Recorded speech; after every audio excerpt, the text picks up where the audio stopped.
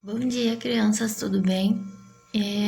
Eu queria falar hoje, na verdade, complementar o que foi falado na semana passada, que é sobre a paternidade de Deus, né? E talvez vocês tenham ficado com uma dúvida, né? Como eu faço para me tornar filho de Deus? Porque apesar de popularmente as pessoas falarem, ai, todo mundo é filho de Deus, na Bíblia é, diz o contrário. Claro que Deus quer ser pai de todos, mas é só aqueles que recebem a Jesus. Tá escrito na Bíblia: todo quanto o receberem, deu-lhes o poder de serem chamados filhos de Deus. Então, receberem quem? Jesus. Como que a gente recebe Jesus? Lá na escolinha a gente já fez, na igreja a gente chama também de apelo, que significa o quê? A gente pergunta se alguém quer voltar para Jesus, ou seja, era uma pessoa que já teve contato com Jesus, mas por algum motivo da sua vida ela deixou Jesus de lado e começou a viver sozinha. E aí nós oferecemos a oportunidade dela orar junto com a gente e voltar a viver junto com Jesus. E também a gente pergunta se alguém nunca aceitou a Jesus publicamente e deseja. E isso acontece quando a pessoa vai e repete geralmente uma oração que alguém faz, falando, né, que os seus pecados passados estão perdoados, que a partir daquele momento o Espírito Santo vai estar junto com aquela pessoa, que agora ela é filha de Deus, que agora ela tem acesso direto ao Senhor, coisas desse tipo, sabe? No final eu vou fazer uma oração se você quiser aceitar Jesus, que você ainda não aceitou, ou quer se reconciliar, ou seja, voltar a ter contato com Jesus, você pode repetir daí, tá bom? Mas, enfim, dessa forma, em geral, é como as pessoas expressam de forma externa que elas aceitaram a Jesus, mas na verdade, a gente vai além disso, vai além de uma oração. Porque não adianta você orar ali naquele momento, copiar aquela oração e depois continuar com a vida do mesmo jeito.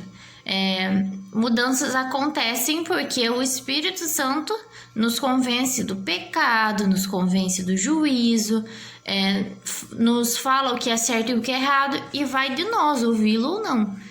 Então, outra questão que eu queria apontar aqui, tá, você já aceitou a Jesus, então agora você é filho de Deus, irmão de Jesus, e agora, o que é um filho de Deus?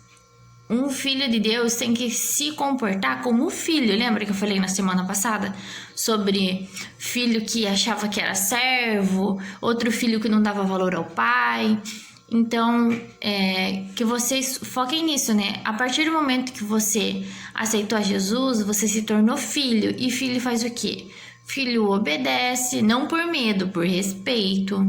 Filho honra, filho ama, que é a coisa principal, assim, é amar a Deus, né?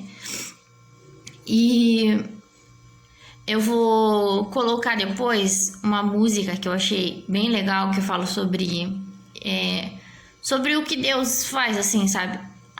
Jesus falou que foi lá pro céu, né, preparar lugar pra gente ir.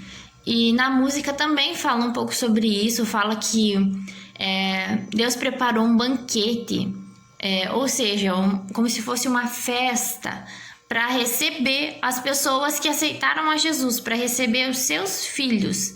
E em um momento da música fala assim, que Deus é pai de órfãos. Eu não sei se vocês sabem o que é órfão, mas, por exemplo, às vezes a pessoa perdeu o pai ou a mãe ou os dois, porque morreram ou porque abandonaram. Tipo, o pai e a mãe deixou a criança lá no orfanato e nunca mais teve contato, abandonou a criança no corpo de bombeiros.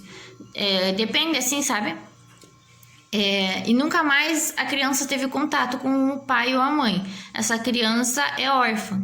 Então, por que fala que Deus é pai de órfão? Porque, na verdade, todo mundo teve ou tem, né, um pai e uma mãe, mesmo que ele o abandone, mas de forma espiritual, todo mundo nasce órfão. Tipo, todo mundo precisa de Deus como pai, entende? Na verdade, quem não conhece a Jesus é órfão, porque não tem o pai perfeito, não tem a referência de pai celestial, entende? A gente pode ter o pai e a mãe aqui na terra, ser maravilhoso, mas se a gente não conhece Jesus, a gente é órfão de pai, mas é de pai Deus. Então, e também, claro que Deus faz questão de ser pai de órfãos de forma natural, né? Porque às vezes a pessoa fica ali naquela angústia, eu não tenho meu pai, eu não tenho minha mãe, e chora por isso, se entristece por isso, mas se essa pessoa buscar Deus, ela vai se sentir completamente saciada, vai se sentir completa só de ter Deus, só. Deus é tudo, assim, né? Então, claro que Deus faz questão, assim, que Deus, ele mandou a gente cuidar dessas pessoas em vulnerabilidade, sabe? Deus falou que a gente tinha que se preocupar com os órfãos e com as viúvas. E várias vezes o Senhor se apresenta como o marido das viúvas e como o pai dos órfãos. Ou seja, como um Deus tão maravilhoso, tão grande, mas que se preocupa com pessoas que às vezes a sociedade esquece. Então, com isso, o que o Senhor quer dizer? Que não importa se você se sente uma pessoa esquecida, se você se sente uma pessoa que não é importante, se você se sente uma pessoa que ninguém vê, mesmo assim, Deus se preocupa com você e Deus está cuidando de você. E, inclusive, se Ele ainda não é, Ele quer ser o seu pai. E não aquele pai, como eu disse na semana passada, que manda e você obedece porque você tem medo ou porque você quer algo em troca. Mas é um pai que quer compartilhar com você o que ele tem para você no futuro. Ele quer falar com você sobre os planos que ele fez para a tua vida e quer que você fale para ele tudo aquilo que você passa, por mais insignificante que seja. Ou que pareça ser, para Deus é importante. Então, é isso assim que eu queria falar com vocês. Eu vou colocar aqui no final o versículo que fala sobre aqueles que receberem a Jesus terem esse direito, esse poder de serem chamados filhos. E um detalhe, né? O porquê tem o poder? Porque não fala assim, se tornou filho? Porque pessoas que passam por essa dificuldade, por exemplo, de familiar, né, de não ter o pai ou de não ter a mãe, como no meu caso, né, eu tive, como eu falei para vocês, esse distanciamento, né, da figura paterna por muito tempo. Quando Deus me pediu para chamar ele de pai, eu não quis de início. Então, o que acontece, assim, né, o que quer dizer? Que eu já tinha Jesus, eu já tinha aceitado Jesus, eu já tinha o Espírito Santo, tinha intimidade com Deus, mas eu ainda não tinha o recebido como o meu pai, porque é tipo um direito que você precisa usufruir, sabe? É como se fosse assim, nos direitos humanos, né? Diz que todo ser humano tem direito à vida. Mas tem gente que acaba cometendo suicídio, ou seja, abre mão, né, desse direito. Diz que nós temos o direito à educação, mas tem gente que desiste da escola, ou seja, abre mão desse direito. Diz que nós temos direito à liberdade, e tem gente que comete, sei lá, às vezes acaba se sentindo preso por uma depressão, por exemplo, que limita a pessoa de viver a liberdade.